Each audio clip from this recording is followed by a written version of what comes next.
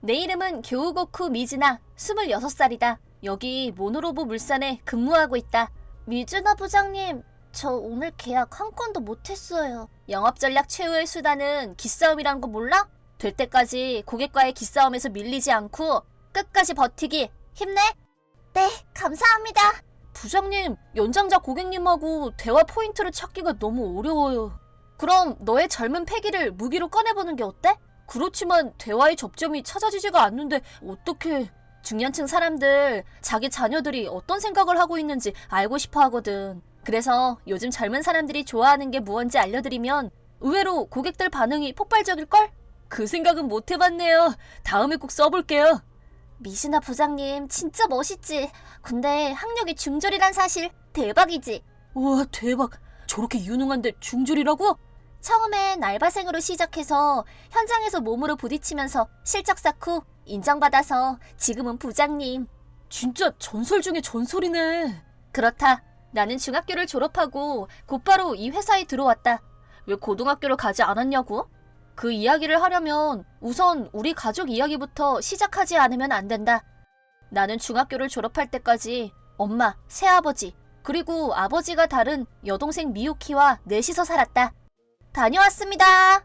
미유키, 어쩜 장하기도 하지. 또 전교 1등이야? 역시 미유키는 우리 집안의 자랑이다. 1등이 뭐 별거라고. 어머, 미즈나 언제 왔니? 모의 결과 성적은? 여기. 전교 석차가 딱 중간이네. 미유키는 1등인데 넌 언니가 돼서 참. 아비란 인간이 그런 인간이니 그 핏줄한테 뭘 기대하겠냐마는. 동생의 성적은 교내뿐 아니라 시 전체에서도 상위 1%에 들어가는 수재였다. 반면 나는 공부보다는 친구들과 어울리는 걸 더 좋아했고 성적도 별로였다. 그런 나를 두고 엄마는 내가 생부, 즉 엄마의 전남편을 닮아서 그렇다며 나를 미워했다. 새아빠도 자기 친딸인 동생만을 예뻐했기 때문에 나는 찬밥 신세였고 집안 어디에도 내 자리는 없었다.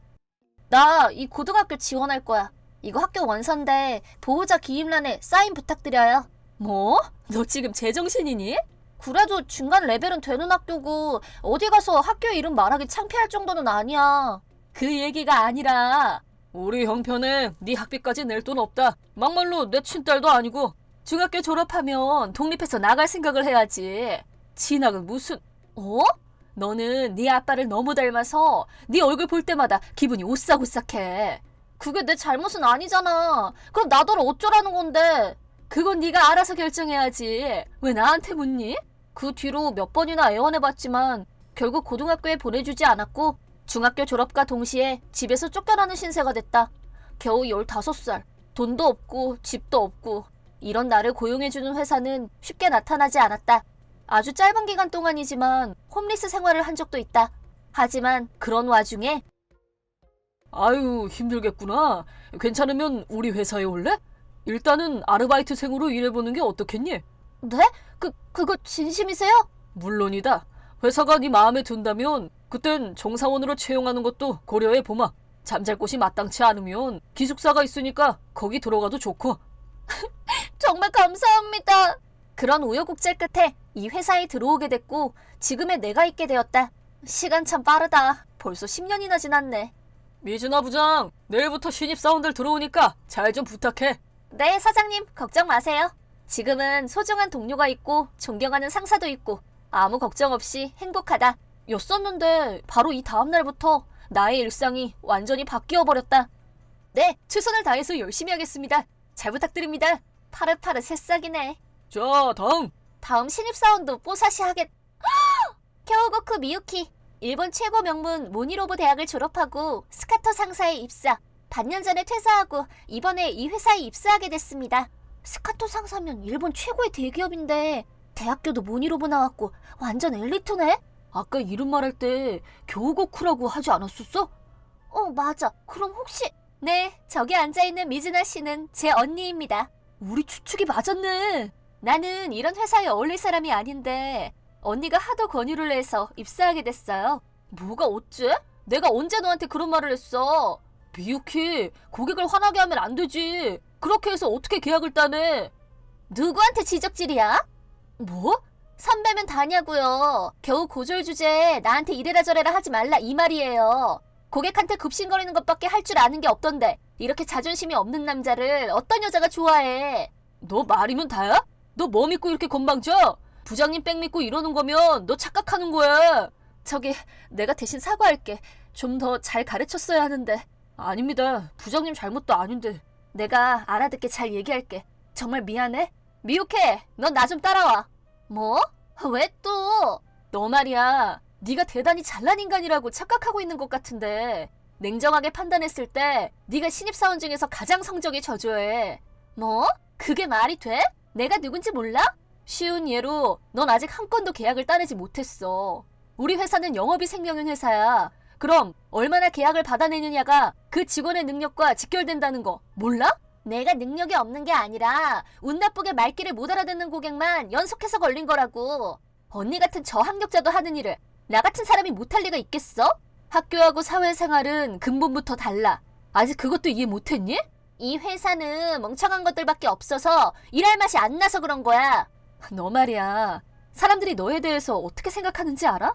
네가 이러니까 다들 싫어하는 거 아니야. 그러거나 말거나 다 열등감 때문에 그런 거지 뭐. 대체 말을 해도 소용이 없네. 이게 마지막 수단인데 하고 싶지는 않지만 진짜 하고 싶지 않은데 그래도 할 수 없지. 안녕하셨어요. 저 미즈나예요. 네가 웬일이니? 뜬금없이 무슨 전화야? 누가 기다린다고? 나도 연락하고 싶어서 하는 거 아니야. 그런데 왜 전화했어? 미유키 때문에 했어. 미유키가 왜? 혹시 너무 출중해서 벌써 널 따돌리고 네 자리라도 차지했니? 차라리 그랬으면 내가 연락할 일이 없었겠지. 근데 그 정반대야. 무슨 뜻이니? 일을 너무 못해서 눈 뜨고 봐줄 수가 없다고. 그럼 네가 좀 봐주면 되겠구나. 그걸 왜 나한테 따지니? 그런 레벨이 아니니까 그렇지. 내가 왜 굳이 미즈키를 네 회사로 보냈을 것 같니? 뭐라고? 그럼 미즈키가 우리 회사에 온 게 우연이 아니었어? 세상에 그런 기가 막힌 우연이 어디 있니? 너 있다고 해서 아빠 백으로 입사시킨 거다. 우리 집안에서야 네가 함량 미달이지만 회사에서는 그래도 부장이라는데 미유키도 좀 편할 것 같고 해서. 대체 나한테 왜 이러는 건데? 다른 건 필요 없고 승진 빨리 시켜서 월급도 올려주고 쉬는 날도 많이 주고 그 정도면 돼. 지금 그게 가당키나 하다고 생각하는 거야? 언니가 동생 돌보는 건 고금동서를 막론하고 당연한 의무다. 넌 부모한테 집만 댔던 앤데 동생한테라도 좀 잘하면 어디가 덧나니? 정말 허리네. 내가 언제 부모한테 짐이 되는 일을 했다는 거야. 시끄럽고 나한테 징징거릴 시간에 언니 노릇이나 똑바로 해. 여기도 얘기가 안 통하긴 마찬가지야. 그러고 보니 엄마는 옛날부터 그냥 이런 사람이었어. 다음 날 리쿠씨, 앞으로도 계속 잘 좀 부탁드립니다. 저야말로 앞으로도 잘 부탁드리겠습니다. 어머, 누구야? 완전 존잘남이네. 지금 사장실에 있는 저 잘생긴 남자 누구야? 잘생긴 남자? 사장님이 리쿠씨라고 그러던데? 로보로보 물산의 부장님이야. 거기 대기업이잖아. 저 젊은 나이에 부장, 게다가 외모까지. 너 나 좀 따라와. 뭐야? 왜 이런 데로 사람을 끌고 오고 난리야? 아직 아무도 모르는데 나 아까 그 사람하고 사귀는 사이야. 어이 상실이네. 언니 같은 중졸이 저런 사람하고? 언니랑 있으면 저 사람도 자동으로 격이 떨어질 텐데? 너 까부는 것도 정도가 있어? 경고했으니까 쓸데없는 짓 하고 다니지 마. 진짠가 봐. 남자가 아깝네. 이때 뭔지 모를 안 좋은 예감이 들긴 했지만 설마 그런 일이 일어날 줄은 몰랐었다. 미즈나 부장! 큰일 났어! 사장님, 무슨 일이세요? 지금 당장 내 방으로 좀 와! 무슨 일이신데 저렇게 서두르시지? 사장님, 실례하겠습니다. 실은 로보로보 물산에서 연락이 왔는데 앞으로 우리 회사와의 모든 거래를 중지하겠대. 네? 갑자기 왜요? 로보로보 물산하고 거래가 중지되면 저희 쪽에서 손실이 너무 커요. 큰 정도가 아니라 도산 위기가 올 수도 있어. 그렇게나? 그런데 대체 이유가 뭐래요? 그게 실은 자네 여동생이 문제가 된 것 같아. 네? 자네 여동생이 로보로보 물산에 영업을 하러 가서 뭔가 큰 실수를 저지른 것 같은데 그쪽 사장이 화가 나서 모든 거래를 중지하라고 지시를 내린 모양이야. 우선 자세한 내용을 알아보고 오겠습니다. 내가 그렇게 알아듣게 말했는데 바보 같은 계집애. 리쿠, 내 동생에 관한 일 때문에 그러는데. 미안하다. 일이 너무 커졌네. 아니야. 무슨 일이 있었는지 얘기해 줄 수 있어? 그게 미즈나 여동생이라면서 불쑥 나를 찾아왔더라고. 그래서 회의실로 데려갔는데 거기서 갑자기 나를 덮치는 바람에 아니야, 그런 일은 없었어. 아무 일도 없었어. 알아. 내 여동생 때문에 많이 곤란했을 텐데 정말 미안해. 나도 미안해. 이렇게 문제를 크게 하고 싶지는 않았는데 이상한 소리가 들리니까 지나가던 사원이 회의실로 들어오는 바람에 그만. 어떤 상황인지 다 이해했어. 내가 나중에 다시 연락할게. 미유키! 뭔데? 너 러브러브 물산에 영업 핑계 대고 찾아가서 그게 뭐 어쨌다고. 네가 시치미 때면 누가 모를 줄 알아? 리쿠한테 달려들었다면서. 그러니까 그게 뭐 어쨌다고. 아무 일도 없이 싱겁게 끝났는데 그게 뭐? 너 정말 구제불능이구나. 겨우 중졸인 너 같은 여자보다 리쿠 씨도 나같이 지적인 여자한테 더 끌리는 게 당연한 거 아니야? 누가 알아, 내 미인기가 통해서 계약 성사가 더 잘 될지. 제발 정신 좀 차려. 어머, 그럼 그거 다 내 영업 실적으로 올라가나? 오호, 나도 드디어 영업 실적 1위 등극하겠네. 너 헛소리 집어치우지 못해? 영업 실적 좋아하네. 네가 미쳐서 날뛴 탓에 우리 회사하고 모든 거래를 중지하겠다는 연락이 왔어. 거래가 늘어난 게 아니야? 모든 거래가 중지됐어. 그 회사는 우리 모체가 되는 회사야. 그런 중요한 회사하고 거래가 중지되면 우리 회사가 온전할 것 같아? 바로 도산이야, 도산. 왜 그게 내 탓이야? 신입사원이니까 실수할 수도 있는 거지. 얌체같이 네가 곤란하니까 신입사원 카드 꺼내드니? 입사해서 지금까지 뭐 하나 똑바로 한 거 있으면 말해봐. 그거야 뭐. 일은 제일 못하는 주제에 툭하면 난 무시나 하고. 네가 학교 다닐 때 공부는 1등으로 했을지 몰라도 회사에서 일하는 건 꼴찌야, 꼴찌. 네네, 앞으로 조심하겠습니다. 이제 됐지? 당연히 그걸로 안 되지. 넌 해고야. 뭐? 해고? 언니가 뭔데 날 해고해? 뭐라고? 나는 아빠 소개로 이 회사에 들어왔어. 뭘 좀 알고 말해. 아빠는 인류기업 전무라고. 겨우 이런 회사가 인류기업을 적으로 돌릴 수 있겠어? 넌 정말 아는 게 하나도 없구나. 아는 게 없는 건 너지. 이런 손바닥만한 회사는 나를 못 자른다고. 네 아버지는 널 도와줄 수 없어. 누가 그래? 아무것도 모르면서 지금 막 던지는 거 누가 모를 줄 알아? 내가 너처럼 찬밥 신세도 아니고 나는 아빠 사랑을 듬뿍 받는 딸이거든? 네 아빠도 방금 회사에서 잘렸다던데 몰랐어? 뭐가 어째? 말이 되는 소리를 해. 어이가 없어서 웃음이 다 나오네. 못 믿겠으면 확인해봐. 누구 말이 맞는지. 너 아빠가 어디서 일하는지는 아니? 그게 뭐니뭐니 건설 아닌가? 그럼 그렇지. 너네 아빠가 다녔던 회사는 로보로보 물산이야. 그럴 리가 없는데? 뭐니뭐니 건설에서 로보로보 물산으로 옮겼잖아. 벌써 10년 전에. 넌 대체 아는 게 뭐가 있니? 그래도 그렇지. 내가 건드린 건 부장이잖아. 아빠는 전문대 훨씬 위잖아. 리쿠는 로보로보 물산 사장의 아들이야. 차기 사장이 될 사람이라고. 이게 어떻게 된 거야? 그럼 아빠가 나서서 해결해주는 건 불가능한 일이지. 그럼 언니가 나서야지. 언니가 해결해줘. 언니가 뭐야? 동생이 힘들 땐 도와줘야지. 너 편한 대로 사람 이용하려고 하지 마. 나는 너를 동생이라고 생각해 본 적 없어. 너도 알잖아. 가족이라는 사람들이 날 어떻게 취급했었는지. 그거야 뭐. 난 그때 겨우 15살이었어. 내가 고등학교를 왜 못 갔는데. 그것도 모자라 집에서 쫓아냈어. 내가 그런 너와 네 가족을 평생 용서할 수 있을 것 같아? 이제 어떡해? 새아버지는 모회사의 힘을 이용해 동생을 낙하산으로 입사시킨 것이 발각되면서 문제가 됐고 회사에서 해고당했지만 그 외에도 돈 씀씀이가 해픈 엄마 때문에 회사 돈을 횡령한 사실이 발각되었다. 회사에서 해고됐다고 해도 통장에 돈이 있으니 생활엔 문제 없다고 안일하게 생각했던 모양인데 통장에 남아있던 돈은 횡령한 회사 돈을 변제하는데 다 써버리고 말았다. 그뿐 아니라 징역 7년을 선고합니다. 어떻게 이런 일이? 횡령 사건은 형사재판에 회부되었고 새아버지는 형무소에 수감되었다. 동생 역시 해고되는 걸로 그냥 끝난 게 아니라 회사로부터 막대한 위자료를 청구받았다. 여기보다 더 좋은 회사에 취직하면 다 해결된다고 큰소리쳤었지만 해고도 모자라 위자료까지 청구받은 사람이 재취업하는 일은 쉬울 리가 없었다. 결국 지금은 백수로 지내고 있다. 내가 왜? 대체 왜? 이건 내가 아니야. 나는 잘 나갈 팔자였다고. 이번 일로 엄마의 인생에도 큰 변화가 일어났다. 왜냐하면 집도 없고 돈도 없이 어떻게 살라는 거야? 위자료는 막대한 금액이었고 새아버지가 가진 돈과 집을 팔아도 다 변제할 수가 없어서 빚까지 지게 되었다. 여보세요? 미진아, 엄만데 엄마가 집도 없고 돈도 없고. 그러세요? 많이는 안 바라고 살 집만이라도 구해줄 수 없을까? 중학교를 갓 졸업한 어린 딸도 집도 없고 돈도 없었는데 그때 무슨 생각으로 나한테 그랬어요?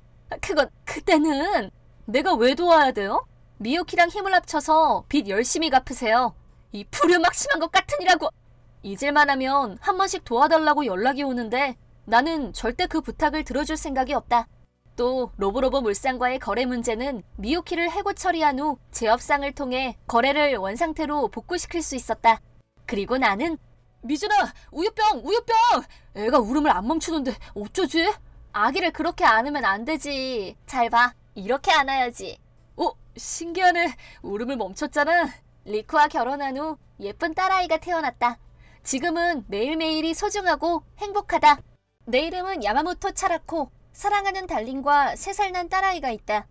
얼마 있으면 둘째 아이가 태어나고 식구가 4식구로 늘어난다는 설렘으로 행복한 시간을 보내고 있었는데 엄마, 나 저기 가고 싶어. 저기는 제 방이라 위험하니까 엄마 아빠한테서 떨어지면 안 돼? 알았지? 응, 엄마, 나 화장실. 그럼 화장실 데려갔다가 갈 테니까 허니는 먼저 제 방 쪽으로 걸어가고 있어. 아, 바닷바람 너무 좋다. 오늘은 재수가 없는 날인가? 예쁜 여자가 하나도 없네. 저기, 저 여자 어때? 야, 눈 좀 똑바로 떠. 저 배를 좀 봐라. 그래도 얼굴은 쓸만하잖아. 오래간만에 뚱뚱한 여자도 괜찮지 않아? 저 자식들이 진짜 살찐 게 아니라 임산부다. 귀찮은 일에 엮이기 전에 딴 데로 가는 게 낫겠다. 거기 살찐 언니 혼자 왔어? 우리랑 재밌게 놀래? 어쭈, 지금 못 들은 척하는 거야? 매정하네. 뭐예요? 야, 너 같은 뚱보를 여자로 봐주겠다는데 고맙습니다 하고 순순히 따라와도 모자를 파네. 이게 어디서? 같이 놀 여자를 찾는 거면 딴 데 가봐. 니들 같은 애들을 따라갈 여자가 있을지는 모르겠지만 이게 어디서 감히. 너 같은 뚱보한테 말 걸어준 것만도 감지덕지지. 어디서? 야, 너 너무했다. 저게 지 주제도 모르고 덤비잖아. 잘못을 했으면 벌을 받아야지. 야, 그래도 건져줘야 되는 거 아니야? 야, 지방이 저렇게 많은데 가라앉겠냐? 살려주세요. 야, 귀찮아지기 전에 빨랑 튀자. 에이씨, 저리 안 비켜? 쪼만한 게? 야, 빨랑 튀어. 나는 원래부터 맥주병이라 수영을 전혀 할 줄 몰랐다. 이대로 죽는 건가? 라는 생각이 스치던 찰나. 괜찮으세요? 이거 잡아요. 고맙습니다. 대체 어쩌다 물에 빠지신 거예요? 처음 보는 남자 2명이 나타나서 갑자기 절 밀었어요. 큰일 날 뻔했네요. 다행이에요. 제가 수영을 못해서요.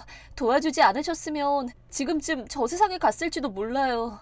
야, 너 뭐야? 왜 우리 사랑스러운 허니를 울리고 있어? 누구야? 설마 작업했어? 아니야, 그런 거. 그럼 누구야, 이 자식? 사실은 아까 이상한 남자들이 날 밀었는데 나는 달링에게 방금 전의 일을 모두 말해줬다. 뭐야? 그 자식들이 누구야? 아직 멀리 못 갔지? 내가 반드시 찾아내서 작사를 낼 거야. 우선은 부인하고 병원에 가보시는 게 좋을 것 같습니다. 임신 중이신데 그게 더 급하죠. 그렇죠. 도와주셔서 정말 고맙습니다. 우리는 서둘러 병원으로 갔다. 진찰 결과 다행히 나도 아기도 모두 무사했다. 하지만 달링은 여전히 화가 나 있었고 절대 용서 못해. 어떻게 임신한 사람한테 그런 짓을 해. 하마터면 죽을 뻔했잖아. 이건 틀림없는 살인 미수행위야. 진정해. 아기는 무사하다잖아. 난 이제 마음이 좀 놓여. 나한테 맡겨. 경찰하고 관리사무소에 연락해서 내가 반드시 범인을 찾아내고 말 거야. 우리 허니를 괴롭힌 악당들은 몇 놈이 됐든 내가 끝까지 쫓아가서 작사를 낼 거야. 여기요. 무슨 일로 오셨습니까? 무슨 일로 왔냐니. 내 사랑하는 허니가 저 앞바다에서 살해당할 뻔했다고. 네? 상황을 좀 자세히 말씀해 보시겠어요? 그래, 그러니까 이래저래 여차저차해서 예, 알겠습니다. 알겠다고 말만 하지 말고 당장 나가서 범인을 잡아야지. 열 셀 때까지 잡아와. 안 그러면 난 절대 세금 못 내. 달링은 경찰과 관리사무소를 찾아가 한바탕 소란을 피웠다. 그리고 범인으로 보이는 남자가 의외로 쉽게 잡혀왔는데 네, 경찰입니다. 부인을 바다로 밀은 범인으로 보이는 남자를 찾았는데요. 그래요? 그럼 사형인가요? 사형이죠? 그게 말인데요. 실은 그쪽 말로는 바다에 떨어질 뻔했던 부인을 구하려고 손을 뻗은 것뿐이라고 해서요. 자기는 바다에 민 적이 없다고 범행을 부인하고 있습니다. 뭐요? 그건 그 자식들이 깜빵 갈까봐 뻥치는 거지. 설마 경찰이 그 자식들 말을 고지고대로 믿는 거야? 그런데 이게 바다엔 CCTV가 있는 것도 아니고 해서 저희로서는 증거도 없이 억울한 죄인을 만들 수가 없는 입장이라서요. 뭐가 어쩌고 어째? 니들이 그러고도 경찰이야? 저기 진정하시고요. 그쪽에도 대화할 용의는 있다고 했으니까 나머지 일은 당사자들끼리 만나서 얘기를 해보시고 그러고 나서 고소를 할지 말지 검토해보시는 게 어떨까요? 일단 알았어. 이것들이 죽고 싶나? 뭐 구해주려고 손을 내밀어? 내가 반드시 증거 찾아내서 그 자식들 가식덩어리를 껍데기까지 홀랑 벗겨주겠어. 일단은 그 사람이 맞는지 먼저 만나보는 게 순서지. 혹시 알아? 경찰 앞에서는 부정했지만 우리랑 만나면 반성하고 인정할지도 모르잖아. 경찰이 말한 것처럼 증거가 없는 이상 고의성이 있었다는 것을 밝히는 것은 쉽지 않을 거란 생각이 들었다. 현재 상태라면 서로 했다 안 했다 그런 입씨름만 하다 끝이 날 게 뻔했다. 그래도 어쨌건 한 번은 만나서 따져봐야 한다는 생각엔 변함이 없었다. 범인은 약속 시간보다 1시간 늦게 돈 많아 보이는 부모님과 함께 나타났다.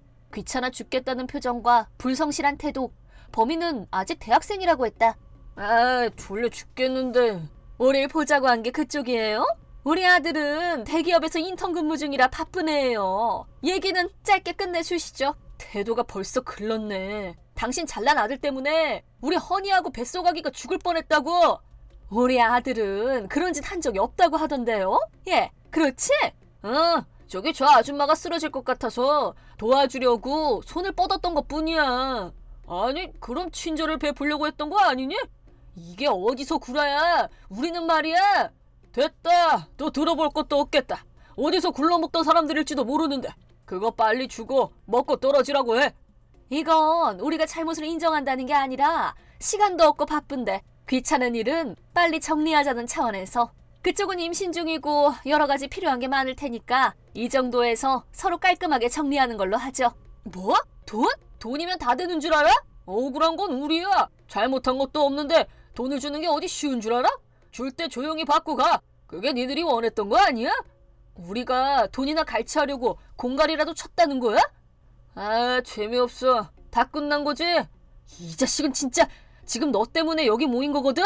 아저씨, 자꾸 물고 늘어지지 말자고. 아까도 말했지만 저기 저 여자가 휘청거리길래 내가 도와주려고 손을 내밀었던 거라니까. 정 못 믿겠으면 나랑 같이 있던 친구 있는데 불러줘? 다시 말해서 나는 결백을 증언해줄 목격자가 있다 이 말이야. 그쪽은 그렇게 핏대를 세우는데 내가 밀었다는 증거 있어? 우리 허니가 네가 밀어서 떨어졌다고 했으니까 네가 민 거지. 아님 바다에 왜 떨어져? 와, 대략 난감이네. 그딴 게 무슨 증거가 된다는 거야. 아저씨가 무지하시네. 더 할 얘기도 없는 것 같으니 그만 일어나자. 시간 낭비만 했구나. 네, 그만 일어나죠. 가긴 어딜 가? 교양 없이 뭐하는 짓이야? 내가 누군 줄 알아? 나는 일본을 대표하는 개소음물산의 상무야. 개소음물산? 니들같이 근본 없는 것들하고 이렇게 마주 앉아있는 것도 상상할 수 없는 일이야. 알아들어? 니들같이 바닥에서 박박 끼는 흙수저들이 우리 같은 금수저들을 이길 수 있을 것 같아?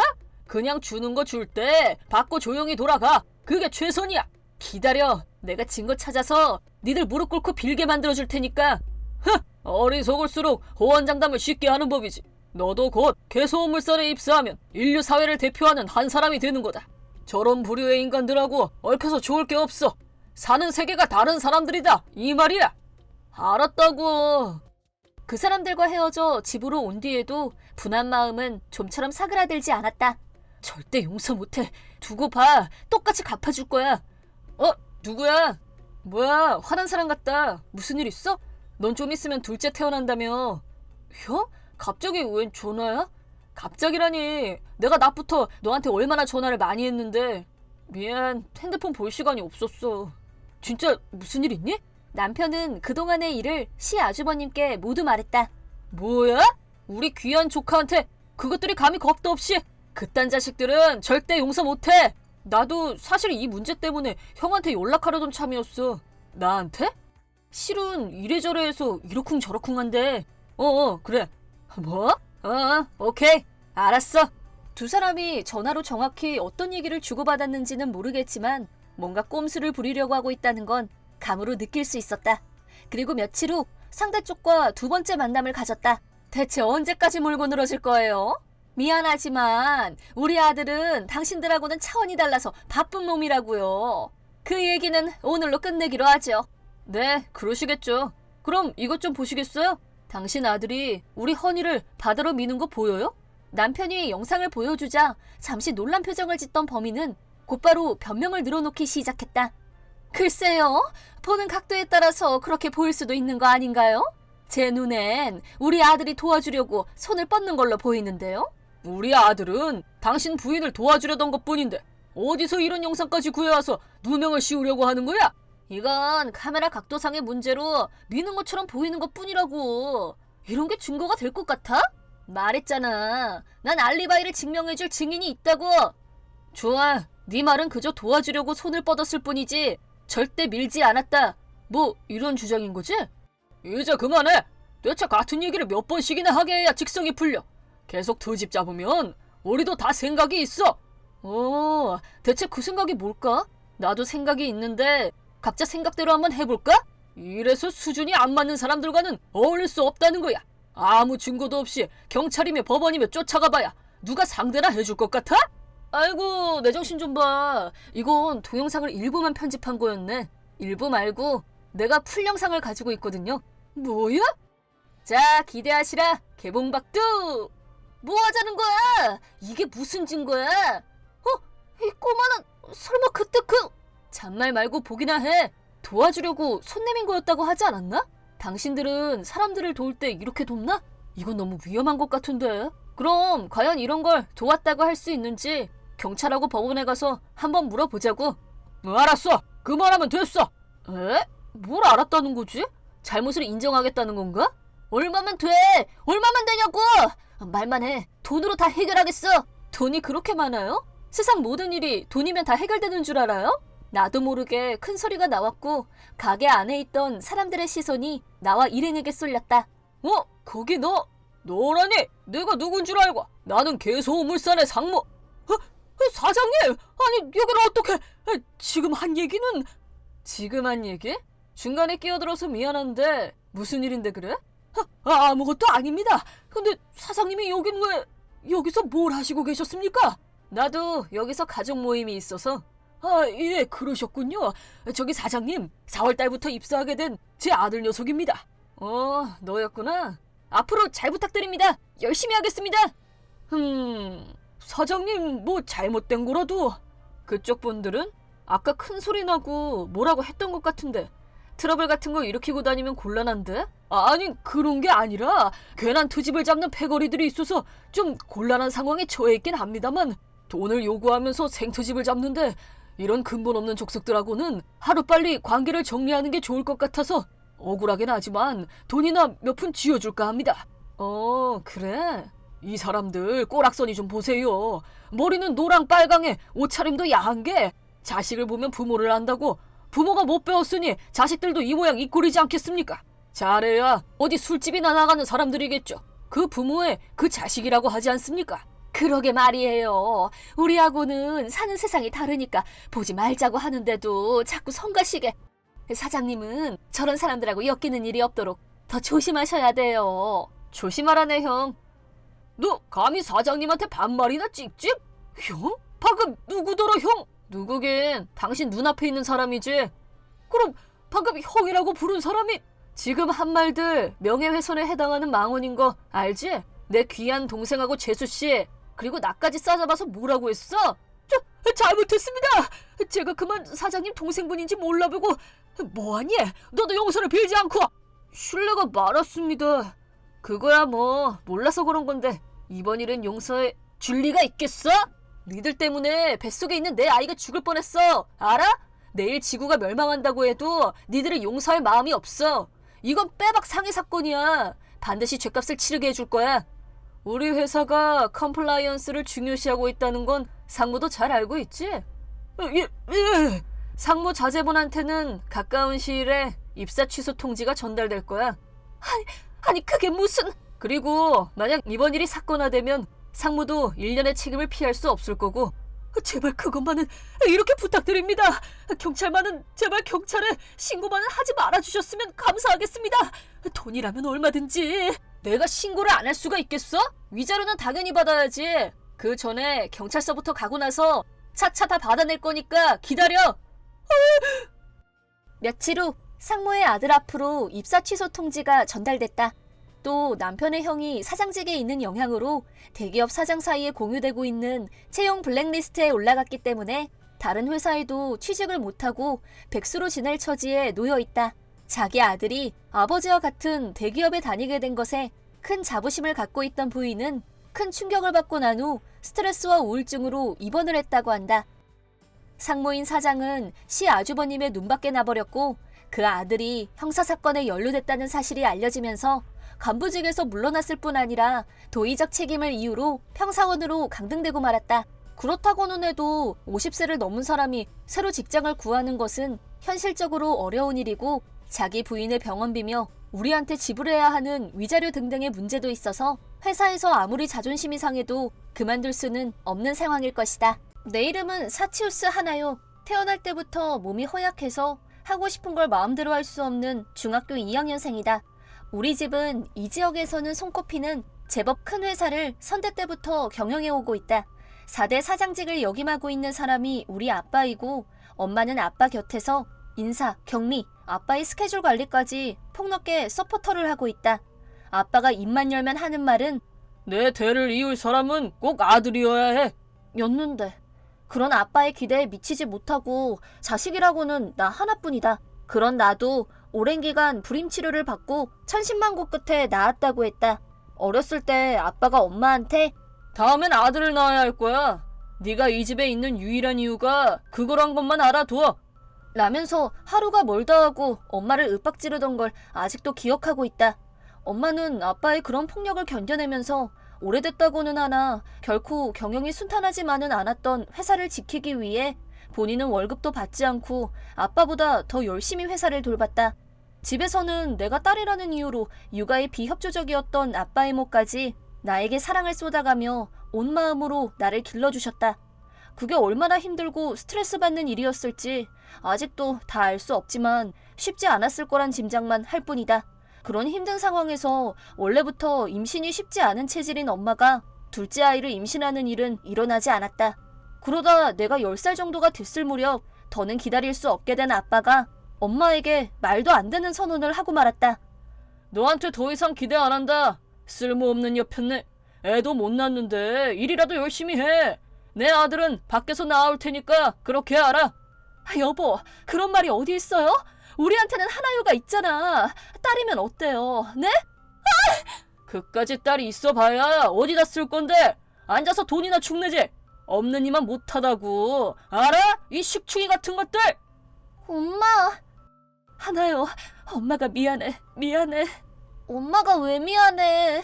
그 후 아빠는 자기가 말한 대로 밖에서 여자를 두고 아이를 만들기 위해 노력을 한 것 같은데 아빠도 이미 나이가 젊지 않았고 사장님이라고는 하지만 이 지역에서나 알아주는 회사이고 그냥 보면 그저 보통 아저씨에 불과했기 때문에 정식으로 결혼하자는 것도 아니고 그저 아빠에게 아이를 낳아주고 싶어하는 여자가 있을 리 없었다. 그런 사정으로 아빠의 간절함과는 달리 몇 년이 지나도록 혼외자가 태어나는 일은 일어나지 않았다. 그래서 나는 이제 아빠도 이쯤에서 포기하겠지 라고 생각했었는데 아빠의 집념은 그렇게 쉽게 포기할 수 있는 것이 아니었다. 내가 중학교 1학년 때의 일이다. 평소엔 뭔가 명령할 일이 있을 때를 제외하고는 메시지를 보내지 않는 아빠가 드물게, 그것도 엄청 기분이 좋은 게 마구 느껴지는 말투로 메시지를 보내왔다. 나중에 그 이유를 알게 된 나와 엄마는 동시에 얼어붙고 말았다. 자, 모두들 기뻐하라고. 네 작은 아빠가 아들을 낳았어. 어머, 그래요? 축하할 일이네요. 선물은 뭐가 좋을지 생각해 볼게요. 그럴 필요 없어. 네? 그 애는 우리가 양자로 받기로 했으니까. 뭐라고요? 그게 무슨 말이에요? 양자로 받아서 내 후계자로 키울 거야. 무슨 그런... 동서랑 서방님도 그렇게 말했어요? 걔하고는 이미 얘기 다 끝냈어. 위로금 500만 원 받고 양보하기로. 네 불임 치료에 들어간 돈에 비하면 그건 껌값이야.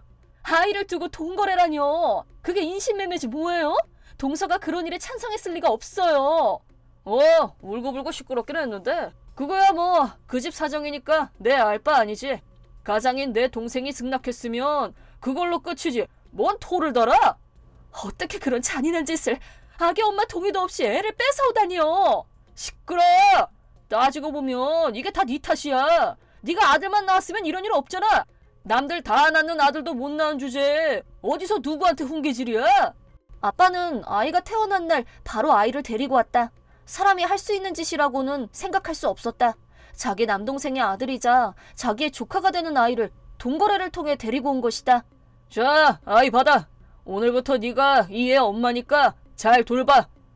당신 어떻게... 이름은 하지매. 모든 일에 정상에 오를 남자란 의미지. 내가 고심해서 지었어. 이 아이 부모에게 아이 이름조차 짓지 못하게 한 거예요? 이 아이의 아빠는 나야. 그러니 당연히 내가 지어야지. 당신이란 사람은 정말... 그때 스르륵 현관문이 열리는 소리가 들렸다. 내 아이 돌려줘요. 작은 엄마. 당신 왜 이래? 소란 피우지 말고 어서 나와. 빨리 차에 타. 누구 맘대로 양자로 보내? 내가 낳은 애야. 갑자기 작은 아빠와 작은 엄마가 집으로 찾아왔다. 작은 엄마는 막 출산을 한 사람이라 그런지 똑바로 서 있기도 힘들어 보였다. 안으로 들어오지도 못하고 현관에 주저앉아서 아기를 향해 손을 뻗으며 돌려달라고 울부짖었다. 아빠, 이건 정말 아니야. 아기는 엄마랑 같이 있어야 돼. 그러니까 당장 작은 엄마한테 아기 돌려주라고. 시끄러. 식충이만도 못한 게. 내가 그냥 데려온 줄 알아? 충분한 사례를 했어. 아무 문제 없어. 사례라니? 그게 무슨 말이야?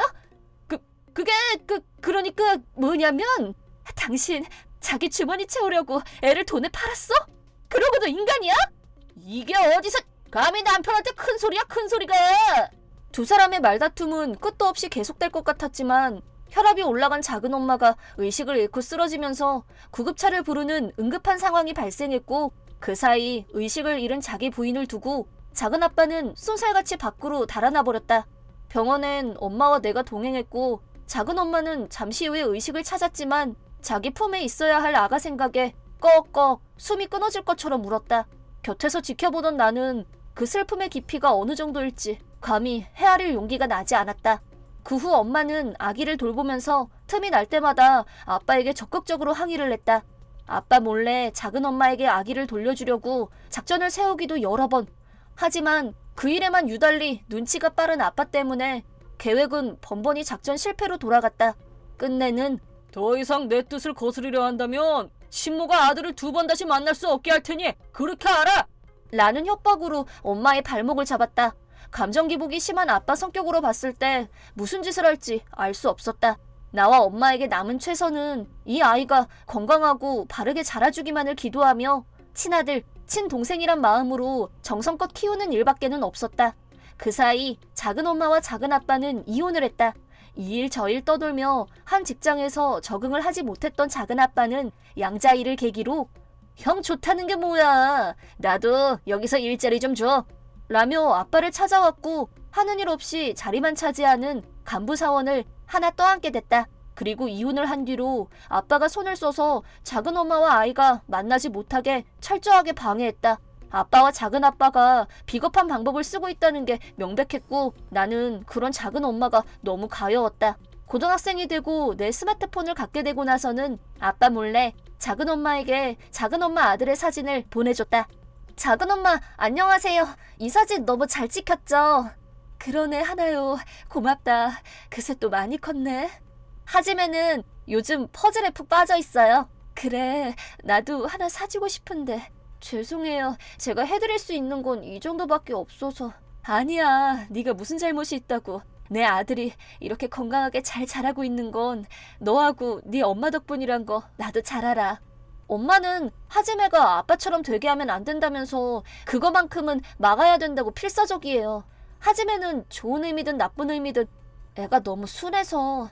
고맙다. 이 다음에 내 아들이 자립할 나이가 되면 그땐 나를 찾아올 수 있겠지. 그 생각으로 버티면서 나도 힘낼 거야. 덕분에 내가 하는 일도 요즘 잘 풀리고 있어. 정말 너무 잘 됐어요. 이유식 사업이라고 하셨었죠? 내 아이에게 먹이고 싶었지만 먹이지 못했던 걸 상품으로 만들고 있으니까 생각하면 가슴 아프고 아이러니한데 지금 내가 하고 싶은 거에 최선을 다해보려고. 작은 엄마 멋져요. 대박 나실 거예요. 고마워. 엄마한테도 내가 항상 감사하게 생각하고 있다고 꼭 전해줘. 네, 그럴게요. 아무것도 모르고 그저 잘 자라주고 있는 하지메를 옆에서 돌본 지 다시 몇 년이 지나 나는 대학교 3학년, 하지메는 초등학교 3학년이 되었다. 엄마가 최선을 다한 덕분인지 다행히 아빠의 삐뚤어진 인성을 담지 않은 하지메는 착하고 반듯한 예쁜 아이로 자라고 있었다. 하지만 아빠는 그런 엄마의 육아 방침을 마음에 들어하지 않았다. 나가라. 네? 너희 둘은 내 집에서 그만 나가라. 식충이 같은 것들. 갑자기 무슨 소리예요? 내 집엔 하지메만 있으면 돼. 쓸모없는 여편네랑 식충이 같은 딸은 해충이나 다름없어. 하지메는 이제부터 후계자가 되기 위한 영재교육을 내가 직접 시킬 거야. 그러려면 방해가 되는 니들부터 치워야겠어. 하지메를 당신 판박이로 만들 셈이에요? 그게 뭐 어때서? 난 그러기 위해서 걔를 데려온 거야. 하지메가 아빠처럼 되는 건 절대 안 돼.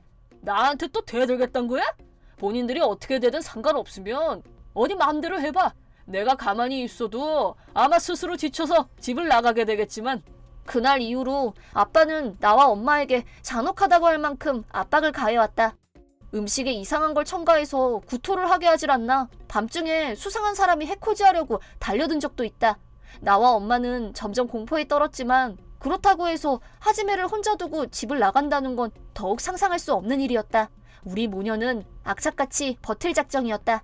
그러자 집안에서 일어나는 이상한 일들을 눈치챈 하지메가 엄마, 누나, 도망가. 널 여기 혼자 두고 이 집을 나갈 수는 없어. 그럼 너도 같이 가자. 하지만 하지메는 말없이 고개를 옆으로 저었다. 내가 여기서 나가면 아빠가 무슨 짓을 할지 모르잖아. 난 여기 있어도 별일은 없을 거야. 그러니까 엄마랑 누나만 도망쳐. 그치만 그리고 내 친엄마한테도 전해줘. 내가 크면 꼭 엄마를 만나러 가겠다고. 꼭! 몸도 마음도 모두 한계에 이르렀던 나와 엄마는 절대 그러면 안 된다는 것을 알면서도 아직 어린 동생의 한마디에 희망을 걸고 그 집을 나와 작은 엄마 집으로 도망쳤다. 정말 미안해. 내가 끝까지 지켜줘야 하는데. 고개 드세요. 더 나쁜 사람은 자기 자식도 못 지키고 갓 태어난 아기를 어처구니 없이 빼앗긴 저예요. 하지만 하지메가 괜찮을까요? 그 아이라면 괜찮을 거예요. 비록 몸은 떨어져 있지만 전 제 아들을 믿어요. 집을 나온 나와 엄마는 작은 아파트를 빌렸고 엄마는 그즈음 사업을 확장하기 시작한 작은 엄마 회사에서 일을 하게 되었다. 나도 졸업반이 되어 열심히 취업 활동을 한 결과 목표로 했던 우량기업에 무사히 합격할 수 있었다. 그리고 아빠는 작은 아빠와 결탁해서 하지메를 본격적으로 자기 입맛에 맞는 사람으로 가스라이팅을 시작했을 게 분명했다. 우리는 그런 하지메가 어떻게 지내는지 걱정이 된 나머지 소식을 알아내기 위해 온갖 방법을 다 동원했지만 모두 통하지 않았다. 하지메가 별탈 없이 무사하기를 무력했지만 그저 기도하는 것 외엔 달리 할 수 있는 것이 없었다. 그렇게 걱정과 염려 속에서 시간은 흘렀고 나는 어느덧 31살이 되었다. 하지메도 이제 어엿한 대학생이 됐을 나이인데 그 아이는 어떤 청년으로 자랐을까 그저 상상만 해볼 뿐이었다. 하나요, 엄마랑 같이 빨리 우리 집으로 와. 네? 시간 없어. 빨리. 우리는 앞뒤 가리지 않고 일단 작은 엄마 집으로 서둘러 갔다. 오랜만이야, 엄마 누나. 놀랍게도 작은 엄마 집에는 꿈에서도 보고 싶었던 하지메가 와 있었다.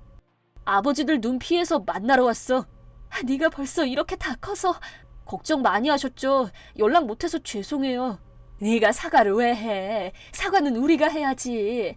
그때 너만 두고 나와서 정말 미안해.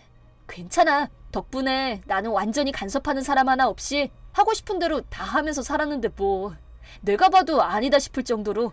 이제 엄마하고 살자. 엄마 미안한데 아직은 때가 아닌 것 같아. 왜 안 되는데? 아직 해야 할 일이 좀 더 남았어. 격리며 총무부 일 등등 혼자서 온갖 부서를 담당해주던 엄마가 아빠 회사를 떠난 후로 사장인 아빠의 횡포가 점점 심해졌어. 회사도 말도 아니고 직원들도 하나같이 모두 지친 상태야. 어쩌다 그 지경까지. 그래서 말인데 프로 경영인인 엄마의 힘을 좀 빌렸으면 해.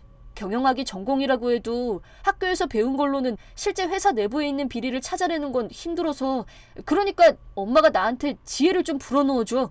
하지메의 말을 듣고 있던 작은 엄마는 그때까지 폭포처럼 쏟아내던 눈물, 콧물을 싹 거두고는 좋았어. 엄마만 믿어. 라고 하더니 이내 자세를 고쳐 앉아 자신의 노하우를 하지메에게 전수하기 시작했다. 그런 상황이라면 숨겨놓은 비밀 장부가 있을지도 모르겠다. 잘 들어. 자잘한 숫자에 현혹되지 말고 큰 흐름을 보다가 이상하다 싶은 곳이 있으면 거기를 공략해야 해. 옛설! 아무 일도 없었던 것처럼 아빠와 작은아빠가 있는 곳으로 돌아간 하지메는 곧장 부정부패 조사에 착수했다. 누가 뭐래도 차기 사장이 될 사람이란 이점을 이용해 사내에 있는 모든 자료를 자유롭게 보면서 몇 날 며칠을 경영 공부 중이라고 연막을 치고 실제로는 부정행위의 단서를 찾는데 열중했다. 그렇게 한 달 후 구제불능인 두 남자에게 철퇴를 날릴 때가 온 것 같다. 네, 아버지들께 드릴 말씀이 있어요. 무슨 얘기니? 무슨 일인데? 여기에 두 분이 지난 몇 년 동안 저질러온 부정부패에 관한 증거가 있어요. 뭐? 너 지금 뭐 하는 거야? 엄마 쫓아내고 나서 격리 관리가 허술해진 틈을 타서 아버지 마음대로 회사 돈 가져다 쓰셨네요. 너 갑자기 왜 이러는 거냐? 그건 때가 되면 너한테 다 알려주려고 했던 거야. 일단 어서 집으로 와라. 너 요새 자료실에 틀어박혀서 뭘 열심히 한다 했더니 그런 거나 찾아내고 있었어? 누가 시켰어? 제가 원해서 한 일이에요. 방법을 좀 배우긴 했죠. 가르쳐준 사람은 저예요. 악하네? 오랜만이야. 쓰레기 같은 인간아. 너 멀쩡한 애한테 무슨 짓을 한 거야? 아니요. 하지메는 당신들한테서 회사를 살릴 방법을 스스로 찾은 거예요. 너도 한통속이었어? 나도 하지메를 키운 엄마인데 당연히 도와야죠. 하지메는 아빠와 작은아빠가 아무리 세뇌를 시키려고 해도 결코 물들지 않고 잘 자랐어요. 그건 모두 작은 엄마의 간절한 바람과 엄마가 애정을 가지고 키운 덕분이라고 생각해요. 이것들이 다 정신이 나갔나? 정신이 나갔던 건 거기 두 분 아닌가요? 지금 회사에 남아있는 직원들을 위해서라도 하루라도 빨리 경영진에서 물러나세요. 애송이 같은 놈! 우리가 나가면 그땐 회사도 무너져! 50명이나 되는 직원들을 길바닥에 나앉게 하고 싶어? 그런 걱정은 붙들어매. 당신들이 죗값을 치르는 동안 얼마간은 내가 경영에 참여할 거니까. 이런 원칙도 공정도 없는 경영 방침은 다 뜯어 고칠 거야. 연매출 10억엔의 여거를 우습게 보지 마. 이 쓰레기 같은 인간들아. 자, 잠깐만. 무슨 말인지 다 아는데 그래도 우리가 한때는 부부였잖아. 당신 사업으로 성공했단 얘긴 들었어. 그러지 말고 우리 합작 회사 같은 거 만들어서 같이 크게 키우면 더 좋잖아. 그거 좋은 아이디어네. 난 대찬성이야. 그렇다면 우리 마누라도 다시 돌아와도 좋고. 쓰레기 같은 두 남자의 간사스러운 태도에 말을 아끼며 지켜보고 있던 하지메가 순간 표정이 달라지더니 발끈하고 일어섰다. 추한 모습 그만 보이시죠? 두 사람처럼 그저 자기들밖에 모르는 이기적인 인간들한테 시달리는 건 저 하나로 충분해요. 전 지금부터 경찰서 갑니다. 대가를 치르셔야 할 거예요. 너 그만두지 못해? 아버지들을 버릴 거냐? 쓰레기만도 못한 사람들을 아버지로 둔 적 없습니다. 하지메는 그동안 두 사람이 저질러온 부정부패에 관한 증거를 모아서 경찰에 신고했다. 경찰에서 담당자들도 혀를 휘두를 정도로 증거가 완벽했기 때문에 얼마 안 있어 아빠와 작은아빠는 경찰에 체포되고 말았다. 두 사람은 회계장부를 이중으로 기입해서 부정으로 얻은 차익을 개인적으로 착복했으며 그 돈으로 흥청망청 술에 여자에 유흥으로 돈을 물쓰듯 쓰면서 부도덕한 생활을 지속해온 것으로 보인다. 사장, 부사장이 비리로 체포되자 일시적으로 그동안 경영해오던 회사가 부도 위기에 처하기도 했지만 그때 구세주로 등장한 사람이 바로 작은 엄마. 곧바로 경영개혁에 박차를 가해 사내에 불필요한 것들을 제거, 부정을 개선하고 투명한 경영으로 회사를 회생시키는 데 성공, 매출도 눈에 띄게 성장세를 보였다. 사원 입장에서도 일하고 싶은 회사, 경영진과 사원 사이에 신뢰회복과 더불어 밝고 활기찬 분위기의 회사로 거듭나게 되었다. 역시 우리 엄마야. 작은 엄마는 그동안 자신이 참고 노력해온 시간을 이제야 보상받았다는 듯한 행복한 표정으로 터져 나오려는 눈물을 애써 누르며 뭘 이 정도 가지고 라면서 쑥스러워하면서 환하게 웃었다. 그 후 하지메와 작은 엄마 두 사람은 드디어 함께 살 수 있게 되었고 두 사람은 세상에서 가장 행복해 보였다. 나와 엄마도 가끔 작은 엄마 집에 가서 넷이서 같이 밥도 먹고 얘기도 하는 게 매달 정례 행사처럼 되었다. 오늘도 평화로운 하루를 보낼 수 있었다는 것에 감사하면서 소박하고 정직한 삶의 소중함을 다시 한번 가슴에 새겨본. 내 이름은 야마모토 차라코. 사랑하는 달링과 작년에 결혼해서 아기 천사를 갖게 되었다. 즉, 나는 세상에서 가장 행복한 순간을 맞이하고 있었는데 너무 아파. 어떡해. 나 뭐 하면 돼? 눈에서 수박이 뻥인 줄 알았는데 진짜잖아. 힘내, 자기야. 차라코, 힘내, 힘! 진통이 시작되고 30시간 경과. 우와, 대박, 베이비!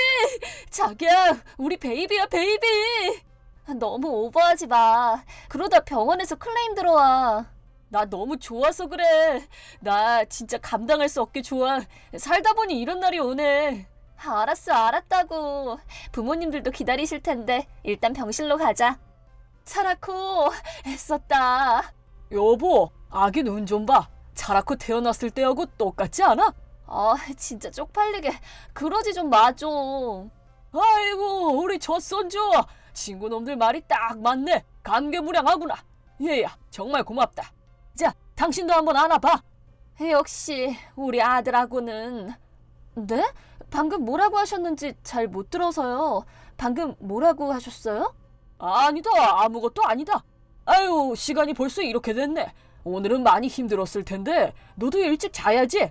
진짜요? 너무 다행이다. 솔직히 너무 졸려서 제가 한계였었거든요. 그래. 우린 이만 가는 게 좋겠다. 나는 30시간이나 되는 출산을 견디느라 몸도 마음도 지칠 대로 지쳐 있었다. 뭔가 이상한 분위기를 감지하긴 했지만 졸음을 이길 수는 없었고 이상한 분위기의 정체가 뭔지 알아볼 여력도 없이 눕자마자 그대로 잠들어 버렸다. 하지만 그때 시어머니가 내뱉은 그 한마디가 나와 아기의 인생을 완전히 바꿔버리는 계기가 되고 말았다. 출산 후 3일 동안 달링은 한 번도 내 병실을 찾지 않았다. 대체 왜 안 오는 거야? 라인에 답글도 없고. 설마 혹시 사고가 났나? 왜 그러세요? 우리 달링이 병원에 절 보러 오질 않아서요. 혹시 사고가 나서 어디 병원에 실려간 건 아닐까요? 네? 아침에 병원에서 본 것 같은데요? 진짜예요? 그럼 대체 왜 절 보러 안 온 건데요? 양복 입은 어떤 남자하고 아기를 보고 있었는데 회사에서 일하다가 잠깐 들렀던 거 아닐까요? 그래도 달링이다. 감히 3일이나 나를 방치하다니. 일이 바빴다고 해도 절대 용서 못해. 태어나면 본가로 와. 할 얘기가 있어. 이게 뭔 소리야? 진짜 무슨 일이 있었나? 고객이 통화를 할 수 없어 소리샘으로 연결합니다. 헐, 뭐야? 답답해서 견딜 수 없었던 나는 부모님께 전화를 했지만 우리 부모님도 모르겠다는 말만 반복하셨다. 그렇게 일주일이 지나고 퇴원날이 다가왔다. 나는 갓난아이를 부모님께 맡겨두고 달링이 말한 대로 시댁으로 향했다. 왔어. 앉아.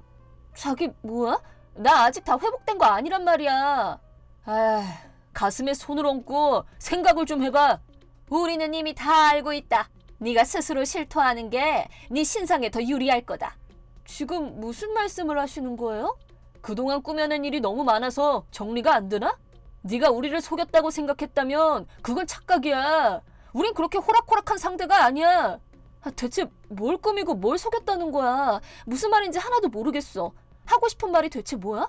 병원에도 한 번도 안 오고 대체 왜 그랬어? 내가 널 왜 만나러 가야 하는데? 뭐라고? 네가 낳은 아기 내 애도 아니잖아. 뭐? 나도 다 안다고. 네 전남친 애잖아. 말이 되는 소리를 해. 그게 말이 돼? 발뺌 마시겠다. 여기 증거도 다 있어. 증거? DNA 검사. 너 모르게 DNA 검사했어. DNA 검사? 간호사가 병원에서 봤다던 양복을 입은 남자의 정체는 DNA 검사를 하기 위해서 고용했던 사람이었나 보다. 좀 전에 검사 결과가 도착했어. 결과가 눈앞에 있는데 너도 더는 변명 못할 거야. 그래, DNA 검사보다 더 확실하고 더 결정적인 증거는 없으니까 너도 더는 우릴 속일 수 없을 거다. 왜 겁나니? 얼굴 표정이 다 말해주네. DNA 검사를 하면 안 되는 이유라도 있니? 그렇겠지. 아이 아빠가 다른 사람인 걸 넌 누구보다 더 잘 알 테니까. 양큼한 계집 같으니라고. 이 자리에서 네 취약한 본 모습을 다 밝혀줄 거다. 네가 꾸민 은큼한 계략도 이걸로 이제 다 끝이야. 자, 똑바로 봐. 이게 빼도 박도 못하는 증거야. 일치 확률 99.9%로 친자 관계임이 증명됐습니다. 이제 더는 변명... 어? 뭐? 99.9%? 그럴 리가. 이게 대체 어떻게 된 거야? 제가 뭐라고 그랬어요? 아니 근데 대체 왜 그런 황당한 의심을 하신 거예요? 전 도무지 이해가 안 되네요. 부연 설명을 하자면 나와 남편은 속도 위반 결혼이다. 그것도 사귄 지 겨우 한 달 만에 임신 사실을 알게 된 초속도 위반 결혼이었다. 그리고 남편을 만나기 얼마 전까지 사귀던 사람이 있었고 그 사실은 남편도 알고 시댁에서도 알고 있는 일이었다. 시어머니는 내가 겉보기에 날라리 같아 보이는 것 때문에 아기가 남편과 사이에서 생긴 아이가 아니라 전 남친과의 사이에서 생긴 아이가 아닐까 의심을 했던 모양이다. 하필 그때 시어머니가 친구한테서 탕란이 어쩌고 하는 얘기를 들었고 그 뒤로 나도 그런 게 아닐까라는 의심을 갖게 되었다고 한다. 달링도 그 영향을 받아서 정말 그럴지도 모르겠다는 의심이 시작됐는데 병실에서 우리 아기를 보고 나서 자기하고 하나도 안 닮았다는 생각을 하게 됐다고. 그러면서 시어머니한테 들었던 얘기들이 하나둘 떠오르면서 자기 아이가 아니라는 결론에 이르게 됐다는 것이다. 너 탕란했던 거 아니니? 네? 제가 머리가 좋은 사람이 아니라서요. 대체 탕란이 뭐예요? 탕란이란 아내가 남편이 아닌 다른 남자의 아이를 낳아서 시치미 떼고 기르는 것을 말한다고 한다. 시어머니는 우연히 친구한테 그런 여자도 있다는 말을 듣고 나서 점점 불안감에 휩싸였고 그러다 내가 탕란을 한 게 분명하다는 생각을 하게 됐다는 황당한 이야기. 헐, 제가 그런 짓을 할 리가 없잖아요. 그럼 너 왜 내가 슬쩍 떠봤을 때 얼굴이 그렇게 새파랗게 질렸던 건데? 떠보다뇨? 아기 태어나고 나서 병실에서 만났을 때 엄마가 나랑 하나도 안 닮았는데 이 애가 누구 애니? 라고 물었더니 너 얼굴 새파랗게 질렸었잖아. 그때 그런 거 물어보셨던 거예요? 그래서 그렇게 이상한 분위기였던 거고? 그때 제가 똑바로 못 들어서 다시 물어봤잖아요. 그럼 그게 들통나서 당황한 리액션이 아니었던 거야? 그게 말이 되냐고. 적당히 해 진짜. 야, 내가 30시간 진통하고 죽다 살아나서 정신줄 붙잡고 있기도 버거운 상태였거든? 그리고 내가 나중에 담당 의사한테 들었는데 나 출산하면서 출혈이 너무 심해서 빈혈 장난 아니었다고 했어. 그럼 내가 얼굴색이 뽀샤시하지 못했던 게 죄냐? 그래. 그게 아마 DNA 검사가 틀렸을 수도 있고 한 번 더 확실하게 검사를 하면 반드시 탕란이란 게 증명될 거야. 그래, 그럴 거야. 이럴 리가 없어. DNA도 뭐 가끔 틀릴 가능성이 있다고 하니까. 방금 전에 DNA는 확실하다고 본인 입으로 말씀하시지 않으셨어요? 그렇지만 99.9%라고 쓰여 있잖아. 100%면 나도 완전히 신뢰를 하지. 근데 DNA 검사를 한 회사도 확신이 없으니까 이렇게 애매한 숫자를 적는 거 아니니? 그렇지? 엄마 말이 맞아. 이걸로 보면 내 아이가 아닐 가능성이 0.1% 있다는 게 확실하잖아. 그게 무슨 궤변이야. 그리고 내가 바람 피울 시간이나 있었어? 자기랑 사귀기 시작하면서 어땠는지 생각 좀 해봐. 나와 달링은 같은 직장 동료로 사귀기 시작하면서 둘의 공통 취미인 해외 드라마에 푹 빠져서 일하는 시간 외의 시간도 거의 대부분 같이 있었다. 직장도 같고 회사 끝나고 나서도 집에서 계속 같이 해외 드라마 봤는데 무슨... 아니 그렇지만 너 나랑 결혼하기 직전까지 다른 남자랑 사귀었잖아. 나랑 만날 때도 몰래 그 사람 따로 만나서 그때 생긴 애일 수도 있잖아. 내 전남친은 달링하고 사귀기 1년 전부터 해외 발령받아서 나간 바람에 한 번도 못 만났거든? 만날 수도 없는 사람하고 내가 뭘 할 수 있다고. 우길 걸 우겨. 전남친 애라니. 그건 100% 불가능한 일이야. 하지만... 그럼 제 전남친이 그땐 이미 일본에 없었다는 걸 증명해 드릴까요? 원하시면 지금 바로 연락해서 증명해 보일게요. 아니 그런다고 해서 지금... 너는 못 들어주겠다. 모자가 어쩜 그렇게 똑같이 못났냐? 얘 자라코 정말 미안하다. 네 남편하고 시어머니가 탕란 얘기를 꺼냈을 때 솔직히 나도 조금 그런 의심을 했었다. 정말 너 보기가 부끄럽구나. 네 어머니가 네가 양다리를 걸친 게 분명하다고 하는 말을 들었을 때는 이렇게 말도 안 되는 근거를 가지고 우길 줄은 몰랐다. 나라도 네 시어머니의 말을 의심했어야 하는데. 아니에요. 아버님은 아무 잘못 없으세요. 그리고 이 사진을 좀 보세요. 얼굴형도 그렇고 코 생김새도 그렇고 하나부터 10까지 자기하고 똑 닮았잖아. 눈만 빼면 눈은 나랑 닮았어. 이 말을 들은 남편은 그 자리에서 통곡을 하며 주저앉았고 급기야 시아버지가 달래주어야 했다. 그리고 나는 그때 나의 마음에서 남편에 대한 애정이 사라져버렸다는 걸 느낄 수 있었다. 그래 뭐 아무튼 이번 일은 우리가 잘못했을 수도 있는데 앞으로는 너도 의심받을 행동을 애초에 하지 않도록 각별히 주의해야 할 거다. 앞으로요? 왜 그래야 되는데요? 얘는 참 이혼 문제는 없던 걸로 할 테니까 앞으로 잘하라고. 앞으로는 나도 좋은 아빠가 될게. 어? 글쎄, 이혼하고 위자료에 관한 일은 뭐? 너 내 얘기 뭘로 들었니? 앞으로 잘하라고. 이혼은 안 해도 되니까. 누구 맘대로요? 누구 맘대로 이혼을 없던 걸로 하냐고요? 조금만 생각하면 아니란 게 뻔한 일을 두고 생각도 안 해보고 친구분 말만 믿으신 거잖아요. 저를 믿지 않는다는 게 이걸로 다 증명됐어요. 하지만 내가 아기 아빠니까 앞으로 우리 더 사이좋게. 그래 그렇지. 아이가 태어나자마자 부모가 이혼을 하다니 아이가 너무 불쌍하잖니. 적당히들 하시라고요. 누가 먼저 이혼 얘기를 꺼냈는데요? 자기들이 잘못했으니까 용서해 달라는 거예요, 뭐예요? 이렇게 자기들밖에 모르는 사람들하고는 제가 인연을 끊고 싶어요. 안 돼.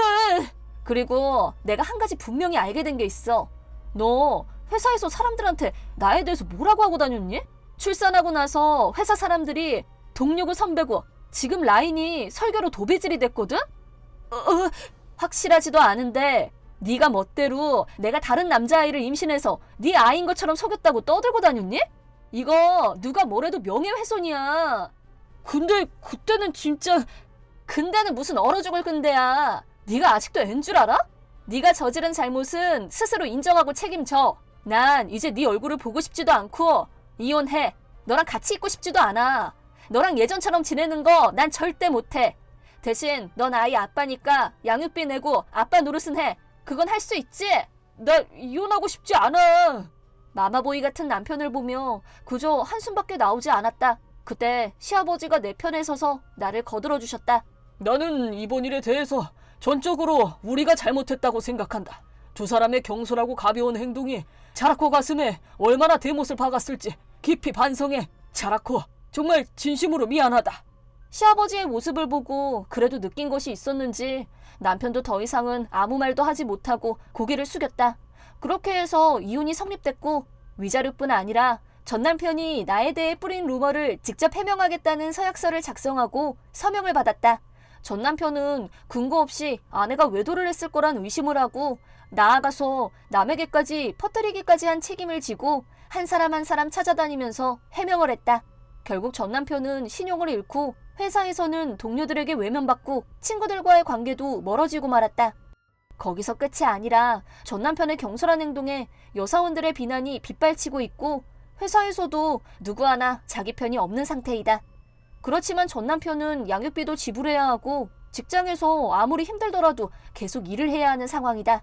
또 시어머니는 이번 일이 원인이 되어 시아버지로부터 이혼을 당했고 지금은 혼자서 살고 있다.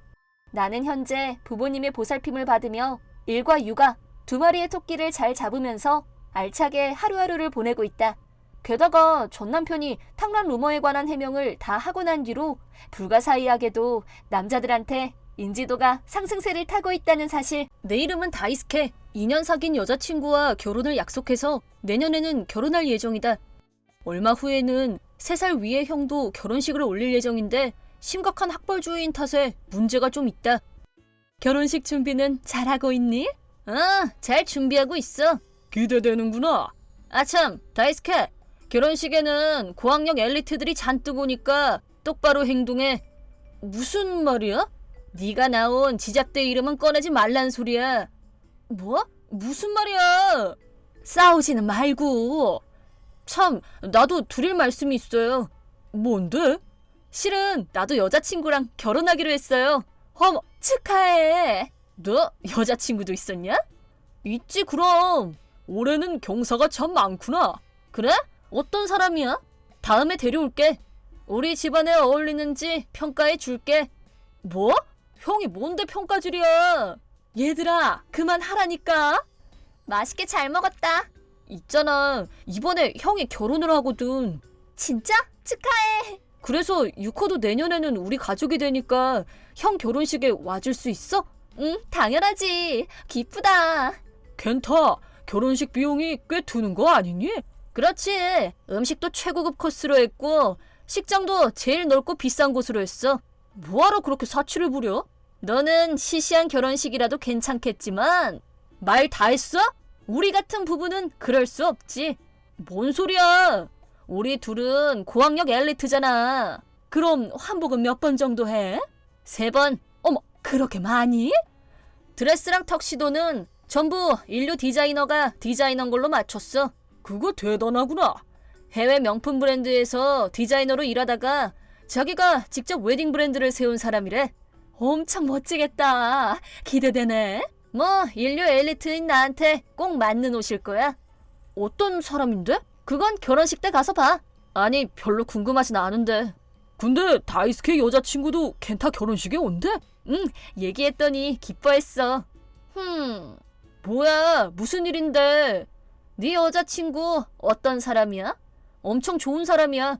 밝고 싹싹하거든. 아니, 그런 정보 말고. 뭐? 학력 말이야, 학력. 어디 대학 나왔어? 아, 유코는 대학교 안 나왔어. 뭐? 진짜? 너 고졸이랑 결혼하려고? 아니, 유코는 중학교만 나왔어. 중졸이라고? 그래, 그게 왜? 야, 너 진짜 요즘 세상에 중졸? 그게 뭐 어때서? 대학도 못 나온 것들은 상종하기도 싫은데. 형, 적당히 좀 해.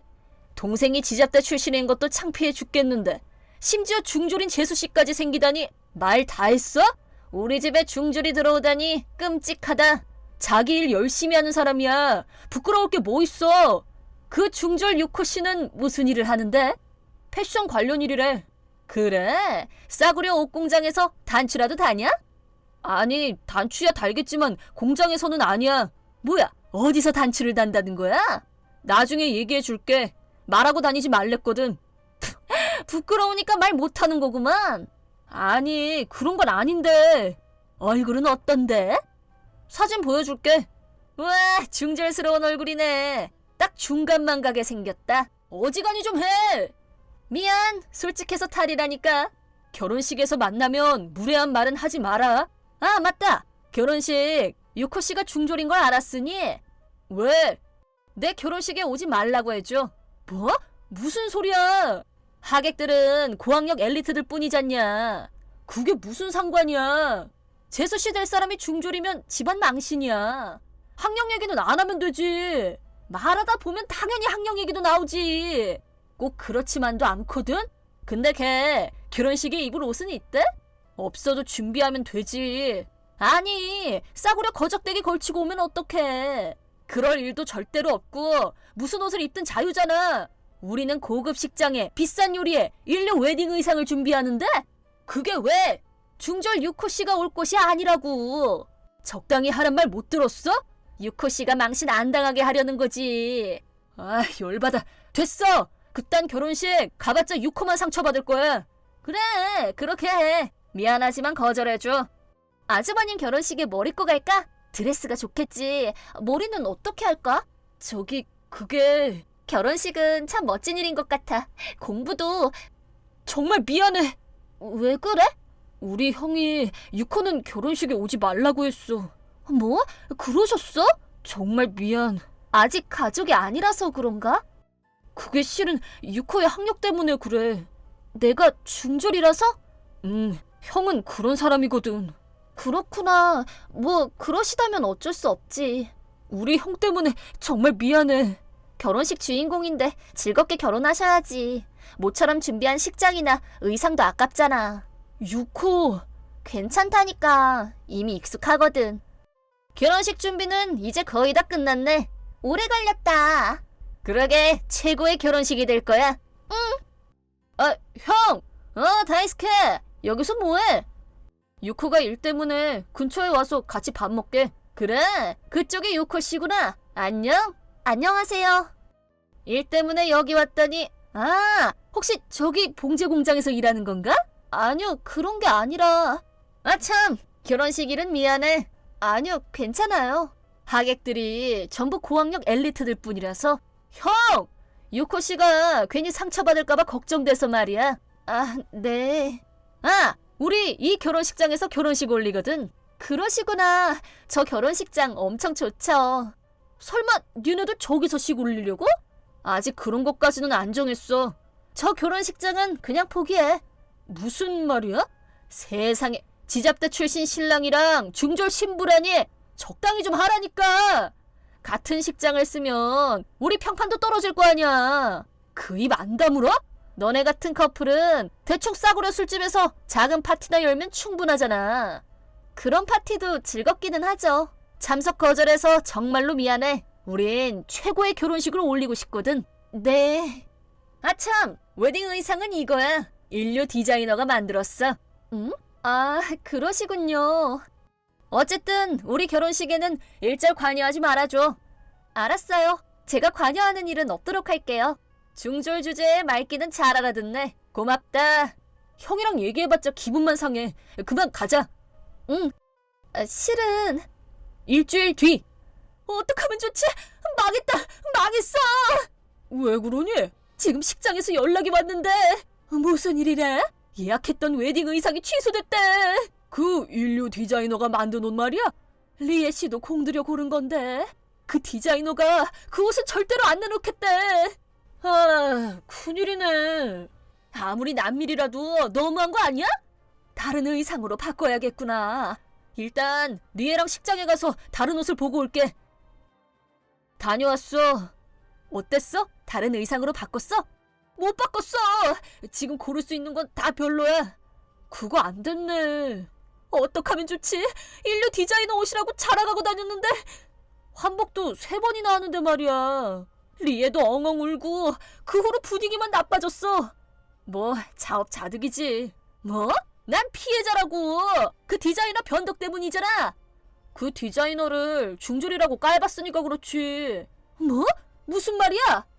형이 입으려고 했던 웨딩 의상 실은 내 여자친구인 유코가 디자인한 거거든. 뭐라고? 형이 떠들어댔던 인류 디자이너가 유코라고. 그럼 패션 관련 일이란 게. 그래, 웨딩 의상 디자이너야. 유코가 말하지 말랬는데. 대체 왜? 의상을 입을 때 디자이너 얼굴이 떠오르지 않았으면 해서래. 중졸 주제, 그게 사실이야? 유코는 좋아하는 패션 일을 하기 위해서 중학교를 졸업하자마자 해외로 갔어. 그랬던 거야? 그래서 세계적인 브랜드에서 활약해서 인정받고 귀국한 뒤 자기 브랜드를 세운 거야. 경력이 엄청나잖아. 그렇지. 중졸이랑 상관없다고. 그럼 유코 씨가 우리한테 퇴짜를 놨다는 거야? 그래. 그런 심한 말을 했으니까 당연하지. 야, 남자친구니까 네가 말 좀 잘해봐. 싫어. 형이 직접 사과해. 나더러 중졸한테 고개를 숙이라고? 그런 점을 좀 반성하란 말이야. 유코 씨, 부탁해요. 그 웨딩 의상을 입게 해주세요. 결혼식에 일절 관여하지 말라고 하셨잖아요. 그건 전 아주버님 말씀대로 제가 관여한 의상을 결혼식에서 뺀 것뿐이에요. 아니, 그건 유코 씨가 그냥 중졸인 줄 알고. 말 조심해. 인류 디자이너라는 건 몰랐다니까. 그걸 알면 뭐가 달라지나요? 그럼 인류 디자이너라면 자랑거리도 되고 꼭 와달라고 했을 거야. 아, 그렇다면 더더욱 안 되겠네요. 왜 그래? 그렇게 학력이나 지위만 따지는 사람한테 제가 디자인한 옷을 입히기 싫거든요. 유코, 멋지다. 아니, 그런 게 아니라. 형, 보기 흉하다. 제발 부탁해요. 리에도 다른 드레스는 싫다고 난리예요. 죄송하지만 안 됩니다. 너무해. 그 후 형은 모든 걸 알게 된 리에 씨한테 차여서 파혼하게 됐다. 결국 거액의 결혼식 취소 비용을 형이 혼자서 감당해야 했다. 그리고 나랑 유코는 다음 해에 결혼했다. 정성이 느껴지는 행복한 웨딩 파티를 열었다. 결혼식에서 형은 유명한 패션 관계자에게 잘 보이려 했지만 다들 유코한테서 형 얘기를 들었는지 아무도 상대해주지 않아서 구석에서 혼자 외롭게 있었다. 내 바람은 딱 하나. 형이 마음 좀 고쳐먹었으면 좋겠다.